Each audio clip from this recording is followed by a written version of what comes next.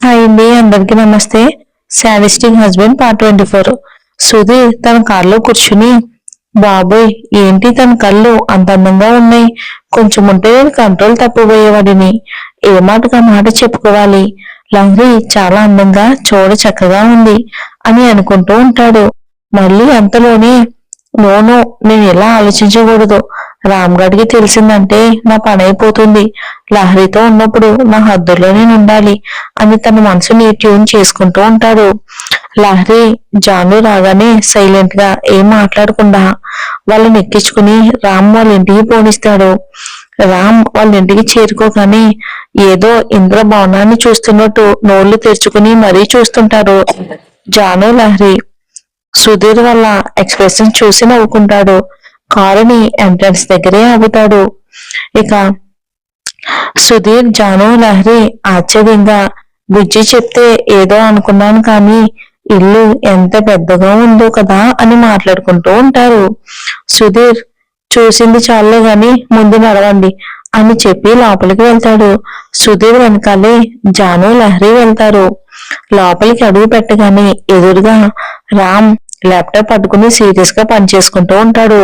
ఇద్దరు రామ్ ని చూసి తిట్టుకుంటూ ఉంటారు లోపలే. రామ్ వచ్చిన వాళ్ళని చూసి, అసలు నా ఇంట్లోకి ఆ రాక్షసిని అడుగు పెట్టనివ్వకూడదు అనుకున్నాను, కానీ ఇప్పుడు దీని తోకలు కూడా తయారయ్యారు, కర్మ కర్మ, ఏం చేస్తాం అని అనుకుని సుధీర్తో వాళ్ళని ఆశు గదిలోకి తీసుకుని వెళ్ళు, నువ్వురా అని మనం బయటికి వెళ్ళాలి అని చెప్తాడు రామ్. సుధీర్ సరేరా అని చెప్పేసి జాను, లహరిలకి ఆశు రూమ్ చూపిస్తాడు. వీళ్ళిద్దరూ వెళ్ళిపోగానే సుధీర్, రామ్ కలిసి బయటికి వెళ్తారు. అప్పుడే వాకింగ్ పూర్తి చేసుకుని స్నానం చేసి వస్తుంది ఆశు. తన గదిలో లహరి, జానులను చూసి ఆశ్చర్యపోతుంది. సంతోషంగా వాళ్ళని హత్తుకుని, మీరేంటి ఇక్కడికి వచ్చినట్టు, కనీసం నిన్న ఫోన్ చేసినట్టు కూడా నాకు చెప్పలేదు ఇక్కడికి వస్తున్నట్టు అని అడుగుతుంది. లహరి, నీకు సర్ప్రైజ్ ఉంటుందని చెప్పలేదే, నీకు తెలుసా, మేము అడగక ముందే సుధీర్ సారే అడిగారు, వీకెండ్ ఆశుని కలుస్తారా, తనకి ఒంటరిగా ఉన్నాననే ఫీలింగ్ పోతుంది అని చెప్పారు. వెంటనే ఇదిగో ఇక్కడికి వచ్చేసాం. ఆశు, అవునా, సూపర్, ఎంతైనా అన్నయ్య రౌడీలా కాదు, నన్ను అర్థం చేసుకున్నాడు. లహరి, అన్నయ్య ఏంటే అని ఆశ్చర్యంగా అడుగుతుంది. ఆశు, అదే సుధీర్ సార్ నన్ను తన చెల్లిగా అనుకుంటున్నాడు, ఆ రౌడీ నుండి నన్ను సేవ్ చేశాడులే, పాపం నేను సంతోషంగా ఉండాలని చాలా ప్రయత్నించాడు, అందుకే నేను తనని అన్నయ్య అని పిలవాలని ఫిక్స్ అయిపోయాను. లహరి, సరే సరేనే, నీకోసం పాయసం చేశాను, ఉండు తినిపిస్తా అని చెప్పి ప్యాక్ చేసి తెచ్చిన పాయసాన్ని ఆశుకి తినిపిస్తుంది. జాను లహరిలతో మాట్లాడుతూ తినేస్తుంది ఆశు. జాను, అవునే, నీకు సరిగ్గా తినడం రాదు కదా, ఇక్కడ ఎలా తింటున్నావు మరి అని డౌట్ గా అడుగుతుంది. ఆశు, ఒక్కొక్కసారి అత్తమ్మ, ఒకవేళ అత్త లేకపోతే పిన్ని తినిపిస్తుంది అని తన పాయసాన్ని తింటూ చెప్తుంది. జాను, ఆంటీ తినిపిస్తున్నారా అయితే? ఆశు, అత్త చాలా మంచిది, రామ్లా కాదు, నాతో చాలా మంచిగా ఉంటున్నారు. జాను, అవునా, మరి ఈ పిన్ ఎవరు, రామ్ వాళ్ళ అత్తేనా అని అడుగుతుంది ఆశు. కాదే, ఈ ఇంట్లో 10 సంవత్సరాల నుండి పనిచేస్తున్న ఆవిడ, నేను పిన్ని అని పిలుస్తున్నాను. లహరి, సరిపోయింది, ఇంట్లో అందరినీ వరుసలతో పిలుస్తున్నావు అన్నమాట. ఆశు, మీతో చాలా విషయాలు చెప్పాలి, ఇలా రండి అని లహరి జానులని తన మంచం మీద కూర్చోబెడుతుంది. నెమ్మదిగా తన గది తలుపు దగ్గరికెళ్ళి తల బయట పెట్టి చూస్తుంది. ఎవరూ కనబడకపోవటంతో తలుపు గడి పెట్టేసి వస్తుంది. లహరి అక్కడున్న టెడ్డీని చేతిలోకి తీసుకుని చూస్తూ, ఏంటి ఇక్కడ కూడానా అని అడుగుతుంది. ఆ రౌడీ ఏర్పాటు చేశారులేవే అని చెప్పి ఆ టెడ్డీని తన చేతిలోకి తీసుకుని మంచం మీదే కూర్చుంటుంది. లహరి, సరేలే మరి, ఇంతకీ చాలా విషయాలు చెప్పాలన్నావు కదే, ఏంటవి అని అడుగుతుంది. ఆశు, మొన్న నాన్న ఫోన్ చేశారు, రామ్ మా ఊరికి వెళ్ళాడంట. జాను, వాట్, రామ్ ఊరికి వెళ్ళాడా, ఎందుకే అని కంగారుగా అడుగుతుంది. ఆశు ఊరిలో ఉన్న మా పొలాలు ఆస్తులన్నీ తన పేరు మీదకి మార్చుకున్నాడంట. చివరికి ఇప్పుడు నాన్న వాళ్ళు ఉంటున్న ఇంటితో సహా అని మూర్తి గారు చెప్పిన విషయాలన్నీ చెప్తుంది. ఆశు చెప్పేదంతా తెల్లమొహాలు వేసుకుని వింటారు జాను లహరీలు. లహరి, ఇది చాలా అన్యాయమే. అసలు రామ్ ఏమనుకుంటున్నాడు తన గురించి? ఆంటీ అంకుల్ పరిస్థితి ఏంటి ఇప్పుడు? అయినా అసలు ఎలా ఆస్తులన్నీ తన పేరు మీదకి రాయించుకుంటాడు? ఈ విషయం తెలిసాక నువ్వు రామ్ని నిలదే లేదా అని ఆవేశంగా అడుగుతుంది. ఆశు అడగకుండా ఎలా ఉంటాని? అడిగి తిట్టించుకున్నాను కూడా. ఇదంతా వాడు కావాలని చేస్తున్నాడు. అడిగితే నీకెందుకు, నోరు మూసుకుని ఉండు అని నన్ను ఇష్టం వచ్చినట్లు తిడుతున్నాడు. జాను, ఇది చాలా దారుణం. రామ్ తనకి ఇష్టం వచ్చినట్లు చేస్తూ ఉంటే మనం నోరు మూసుకుని కూర్చోవాలి ఏంటి? పదండి వెళ్ళి అడుగుదాం అని కోపంగా లేచి నిలబడి చెప్తుంది ఆశు. జాను పాప, ఆవేశపడింది చాలు, కూర్చో. నువ్వు అడిగిన వెంటనే ఆ రౌడీ చెప్పేస్తాడని అనుకుంటున్నావా ఏంటి? అంత లేదమ్మా, మీరు వెళ్ళిపోయాక నన్ను వాయు కొడతాడు. లహరి, అయితే ఏంటి? తను ఏం చేస్తున్నా అడగకుండా నోరు మూసుకుని ఉండాలి ఏంటి అని అసహనంగా అడుగుతుంది ఆశు. నోరు మూసుకుని ఉండాలని నేను చెప్పానా?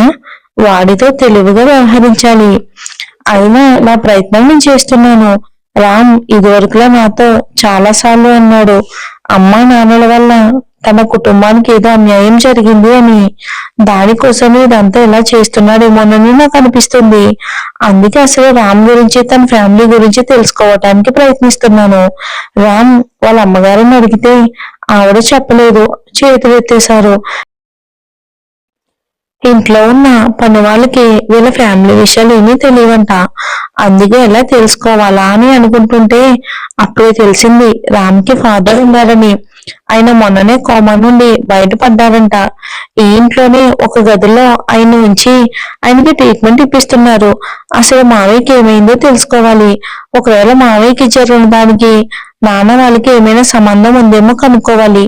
ఈ విషయాల గురించి తెలిస్తేనే కానీ రామ్ ప్రవర్తన వెనకాల ఉన్న కారణం మనకి తెలియదు అని చెప్తుంది ఆశు. లహరి, ఏమంటున్నావు బుజ్జి? రామ్ వాళ్ళ నాన్నగారు కోమాలో ఉన్నారా ఇన్నాళ్ళు అని ఆశ్చర్యంగా అడుగుతుంది ఆశు. అదే కదా చెప్పాను. చెప్పిందంతా విని అలా కప్పలా నోరు తెచ్చుకుని అడుగుతావేంటి? లహరి, అది కాదే. అయితే మరి ఇప్పుడు రామ్ గురించి తెలుసుకోవటం ఎలా? ఆశు, ఏమో నాకు అదే తెలియడం లేదు. అత్తయ్య ఏమో చెప్పరు, మామయ్య ఏమో చెప్పలేరు, పని వాళ్ళకి తెలీదు. ఇక తెలిసిందే రామ్ ఒక్కడికే. రామ్ నుండి విషయాలు రప్పించడం కష్టం. ఎలా తెలుసుకోవాలో అర్థం కావట్లేదు అని నిట్టూస్తూ చెప్తుంది లహరి. పోనీ సుధీర్ సార్కి తెలిసేమో, రామ్కి క్లోజ్ ఫ్రెండ్ కదే, ఏమైనా విషయాలు తెలుస్తాయేమో అని చాలాసేపు ఆలోచించి చెప్తుంది ఆశ. అబ్బా, ఏం తెలివైనది. ఆ మాత్రం బుర్ర నాకు లేదనుకున్నావా? ముందు నేను అడిగింది సుధీర్ అన్నయ్యని, తను చెప్పలేదని చేతులు ఎత్తేశాడు. జాను, అవునా? మరి ఇప్పుడు ఎలా? ఆశు, చూద్దాం మరి, ఏదో ఒక దారి దొరక్కపోదు కదా. ఈ లోపు మావయ్య నుంచి మంచి చేసుకోవాలి. అసలే నేను వాళ్ళ నాన్నగారి గది వైపుకి వెళ్ళకూడదని నాకు స్ట్రాంగ్ వార్నింగ్ ఇచ్చాడు రామ్. అందుకే రామ్ లేని టైంలో మావయ్యతో మాట్లాడాలి. లహరి, అయితే ఈ విషయాలన్నీ అంకుల్ వాళ్ళకి తెలుసా? లేదే. ముందు అసలు విషయం ఏంటో నాకు తెలిస్తేనే కానీ ఈ సంగతులు ఏవి నాన్నతో చెప్పాలని అనుకోవట్లేదే నేను. లహరి, అదే మంచిది లేవే, లేకపోతే వాళ్ళు అనవసరంగా టెన్షన్ పడతారు. ఆశు, సరేనే పదండి, అత్తయ్యకి మిమ్మల్ని పరిచయం చేస్తాను అని చెప్పి లహరి జానులని హాల్లోకి తీసుకువెళ్తుంది. అత్తయ్య, వీళ్ళు నా ఫ్రెండ్స్ లహరి జాను అని పరిచయం చేస్తుంది ఆశు. యశోద గారు నవ్వుతూ ఇద్దరిని పలకరిస్తారు. ఆశు, అత్త, ఇప్పుడు రామ్ లేడు కదా, మనం ఆడుకుందామా అని ఉత్సాహంగా అడుగుతుంది. యశోద, సరే కానీ నువ్వు ముందు టిఫిన్ తినాలి, ఆ తర్వాతే ఆడుకోవటం. ఆశు, అయ్యో, ఇందాకే లహరి పాయసం తెచ్చింది అత్తయ్య, అది తినేసేగా అని చెప్తుంది. యశోద, పాయసం ఎంత తింటావు? కొంచెమేగా, అందుకే టిఫిన్ తినాలి, మీరు కూడా రండ్రా అని లహరి జానుల వైపు చూసి చెప్తారు. ఆశుకి టిఫిన్ తినిపిస్తారు యశోద గారు. పక్కనే కూర్చుని వాళ్ళని చూసి సంతృప్తిగా లహరి జాను కూడా టిఫిన్ చేస్తారు. ఆ తర్వాత నలుగురు కలిసి ఆటల్లో పడతారు. ఆటలు అయిపోయాక మధ్యాహ్నం భోజనం చేసి యశోద గారు నిద్రపోతారు. లహరి జానులు కూడా కాస్త నడుము ఆలుస్తారు. ఆశకి మాత్రం నిద్ర పట్టదు. మహేంద్ర గారిని చూద్దాం అనుకుంటుంది. అనుకున్నదే తడవుగా తన గదిలో నుండి బయటికి వస్తుంది. సరిగ్గా అప్పుడే మణి ఎదురొస్తుంది తనకి. మణి, ఎక్కడికి చిన్నమ్మా అని అడుగుతుంది. ఆశు, అబ్బే ఇక్కడే టీవీ చూద్దామని అని కాస్త తడబడుతూ చెప్తుంది. ఆశు, ఎందుకే నువ్వెక్కడికి పిన్ని అని అడుగుతుంది ఆశు మణిని. చిన్నబాబు గది క్లీన్ చేయడానికి వెళ్తున్నానమ్మా. బాబు ఉంటే క్లీనింగ్ చేయనివ్వరు, అందుకే బాబు బయటికి వెళ్ళిపోయాక క్లీన్ చేస్తున్నాను అని చెప్తుంది రామ్ గది వైపుకి వెళుతూ. అది చూసిన ఆశు బుర్రలో ఒక ఆలోచన వస్తుంది. ఈ రౌడీ గదిలో మనకి పనికొచ్చే విషయం ఏమైనా ఉందేమో అని అనుకుంటుంది.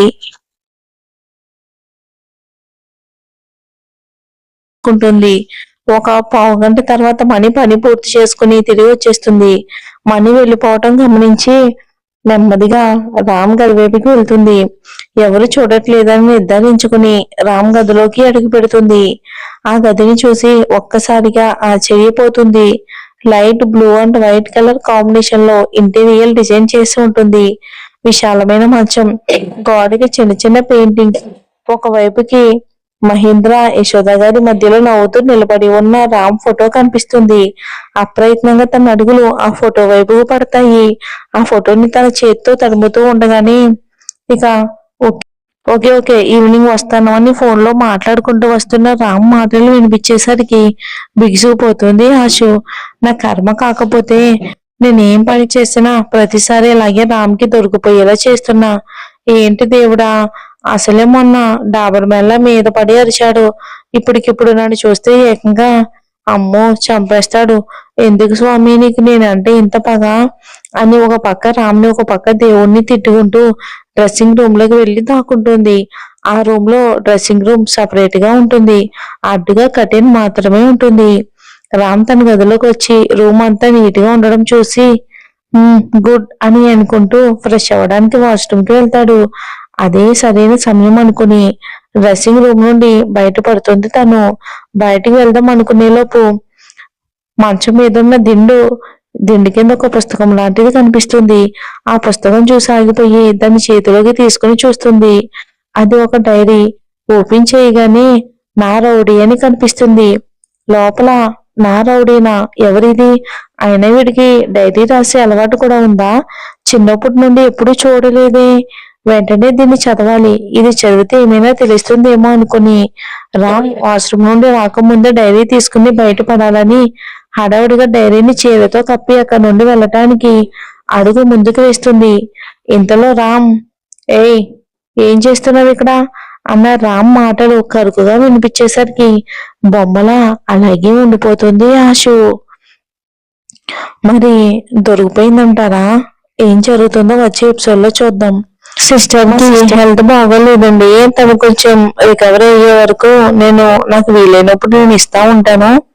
కంటిన్యూ అయితే కన్ఫర్మ్ గా ఇస్తానండి. ఒక 2 days గ్యాప్ వచ్చింది. అది బిజీగా ఉండటం వలన, కావాలని కాదు, మీరు అర్థం చేసుకుంటారని అనుకుంటున్నాను.